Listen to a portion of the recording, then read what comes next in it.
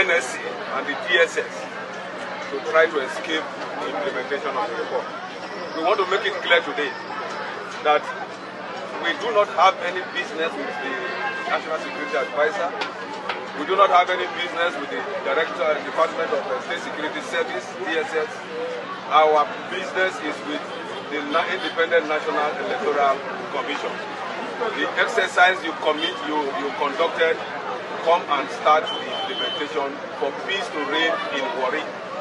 If you don't, if INEC refuse to implement or start the implementation with utmost urgency, there will be fire in this town. Yes. There will be fire in this state. Yes. There will be fire in the country. Yes. INEC, nobody can intimidate us at all. Not even the wife of the president. We are fully aware, still fresh in our minds, that a couple of weeks ago, the Shekiri nation hosted the wife of the president, Oluremi Tinubu, as their daughter. And on that event, she was given a marching order to go to Abuja and make sure she frustrates this INEC delineation exercise. Can she frustrate it? No! We have gone through Nana, we are still alive. We've gone through Don Numa, we are still alive. With federal might. So Tinubu is just a chicken. President Tinubu on this issue is a chicken. There is nothing he can do to us. We are more than that. We want President Tinubu to stay aside and allow INEC as an independent body, statutorily empowered by law, to conduct delineation. NSA don't conduct delineation.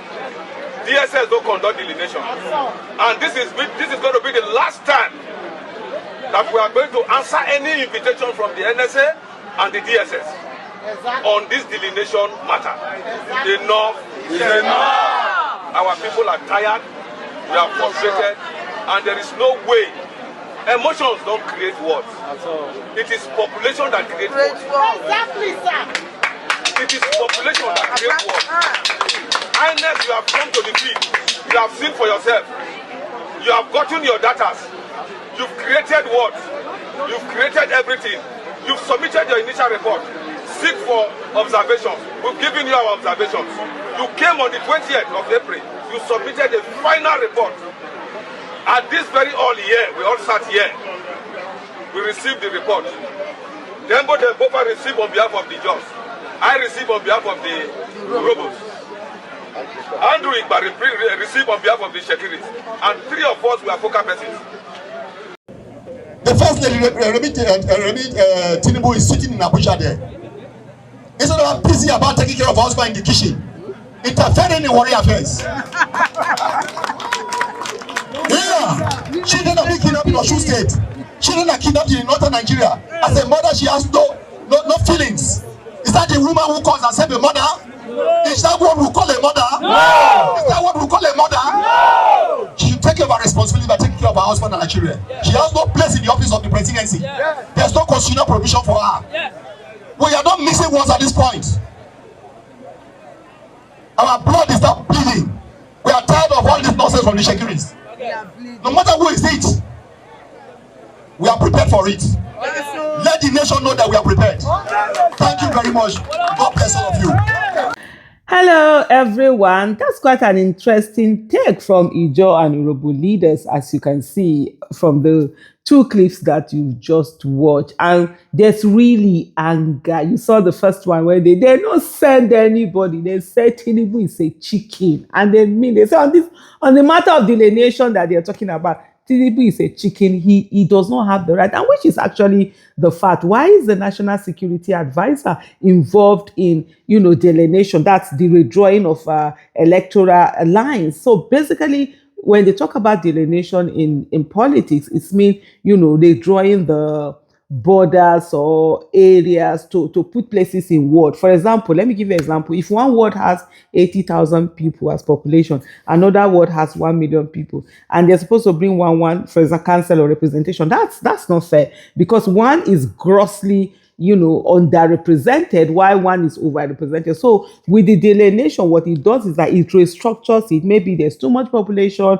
or too much this, and they draw the lines again so that it's more evenly, represented. So that's the way that it's supposed to be. And in Delta State, they've been fighting this for a very long time. They've wanted this for such a long time. People have been on it. So why is the National Security Advisor, instead of focusing on security matters, instead of focusing on people that have been kidnapped? We have school children that have been in captivity for how long? And a young girl, a young child has died in that captivity. Her mom said she wasn't feeling fine when she was abducted, that she barely went to school on that day. Do you even understand the burden that has on parents? The parents will forever not forgive themselves. We're like, oh, she wasn't even feeling fine. We should have left her. We shouldn't have forced her. Maybe this, maybe that. You know how it is. You keep blaming yourself. And yet, these are not issues that the National Security Advisor is focusing on. People are being killed.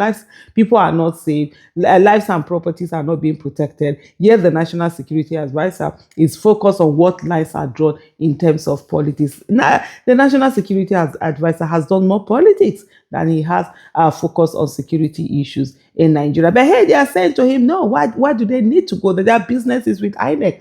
INEC is the body that's supposed to do this, and INEC is supposed to be independent. And of course, Remi Tinubu is from Delta State, and like they said to her, like you saw the other, they want to go and face your husband's business. Though I find that a little bit, disrespectful in the fact that, go to the kitchen and all of that. That shouldn't be. But hey, the message is go mind your business. First of all, like they said, there is no office of the First Lady constitutionally. There's no constitutional reason why that office should actually exist. But hey, it is there, and it is there, and when people come in, they do all sorts of things. And he said to her, your office does not even exist, so go back in there and focus on that. And one thing, Delta State is a place where you don't want to mess with them, and of course Nigeria also know they don't want to mess with them, because at the end of the day, part of the oil that comes in, revenue and everything, comes from that region. And if they decide to start their katakata, make sure that no oil is being